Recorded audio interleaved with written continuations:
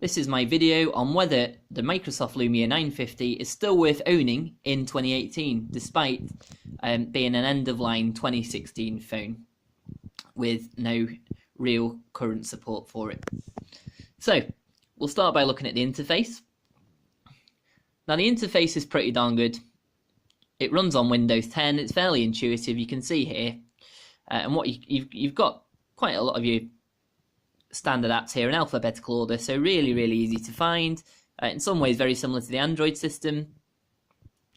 On here you've got your tiles, which I think is really cool. Something I've always liked is that you can actually modify this and personalize your phone completely. The display is really crisp, really high resolution, really nice screen, and you can really see this is something that Microsoft was really passionate about making, even though it was towards the end of the Microsoft Lumia's life. Thing I want to talk about is charging. So this phone, as you can see there, uses a USB-C. Now, at first, I had no idea whatsoever on what a USB-C was. It was slightly bigger and quite hard to get hold of compared to a micro USB, which everything seems to run on. But I also like the fact it seemed a bit sturdier. What I was shocked to find out is when I put the USB-C in the phone, and as I read up later and found out, that it does actually make it charge one hell of a lot quicker. I got to 100% within about 40 minutes of using the USB on this phone. USB cables can be picked up from most discount shops or hardware shops, DIY shops, for maybe £1 or so. Really easy to get hold of, and you can just plug the end into a USB plug. So as far as charging goes, can't knock this phone, absolutely fantastic. It doesn't do wireless charging, but it does charge quickly, and for me that's a real bonus. The next thing I want to look at, and in my opinion, this does not make a Windows Lumia 950 worth owning in 2018, or it's one of the reasons not to own it, if you do like your apps, is that the App Store is just so limited. So on first glance, you've got your iTunes, Spotify, Netflix, WhatsApp, Instagram, Messenger, Facebook, Now TV, you've got Honey, you've got Photoshop Express, Kodi, Amazon Music. So to a fashion, they're all there, and they all work to a fashion. But one of the issues I've experienced with some of the apps, although I've not had a chance to test them all, is the functionality is affected by the fact there's been no updates on the Microsoft Windows Phone Store. For example, when I went to Skype recently and called one of my close friends, we wanted to have a video chat. This phone should be far capable of producing a very high quality video on Skype, but because there was no current upgrade or updates for the Skype app, it led to a very poor experience where basically we weren't able to use video at all, and that seems to be a common issue and a result of the lack of support for this particular app store. So on first glance, as I said, there's enough there to be getting on with, and for the most part they'll work fairly well, although it's nowhere near as vast as the Android store. But all in all, I'd say it's simply not worth it for this reason. If you want great apps, then get a great Android phone. Yes, you'll pay more, but you will not get what you want if you're an app fan with this particular phone.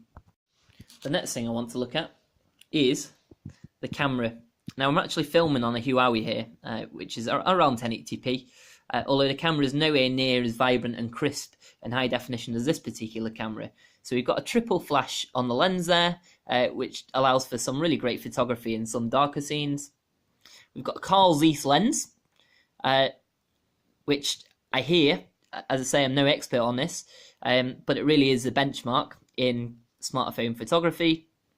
I remember reading at some point, although I'd have to clarify this, Sony actually helped to develop the camera as well.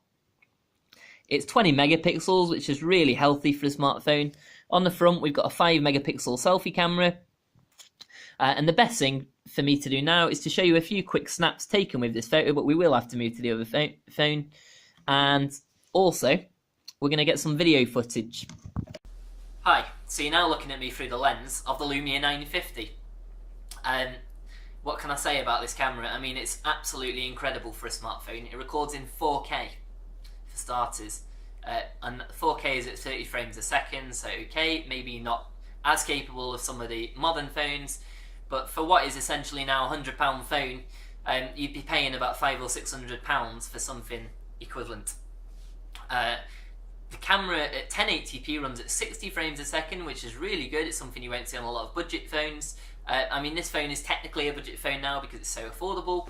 So again, another really great reason to own a Windows phone or a Microsoft Lumia 950 in 2018 is this absolutely fantastic camera. In terms of downsides to the camera, it doesn't cope as well with night photography and night video. One slight issue with this camera is that if you're in a fast moving scene or at a sports event, or if you're doing some crazy kind of vlogging, like something Logan Paul-esque, it's not perfect because it takes a second to actually find its focus again. It's not a complete deal breaker because it's still a fantastic camera, and for the price point you can't really go wrong, and I'm sure it's something you could get by with. But if you want something that's perfect for that kind of thing, it may be better to look further afield. But for the most part, this is a really good video camera. I mean, you can see that I'm vlogging now, and the pictures should be crisp. It's quite vibrant. It's also got a slow motion camera on there, which is really good. So all in all, I'd say this is a great reason to buy the Microsoft Lumia 950 in 2018. Another thing worth mentioning is the microphone. Now, I've seen quite a few comments saying that the microphone was poor, it broke easily. This is not something that I've had experience with. All in all, I think the built-in microphone that comes with the phone is really pretty good, and you can see here that I'm actually on the phone's microphone. I've not got an external mic, and yet you can still hear me fairly crisply. One thing I would like to do at some point is to try an external microphone with the phone.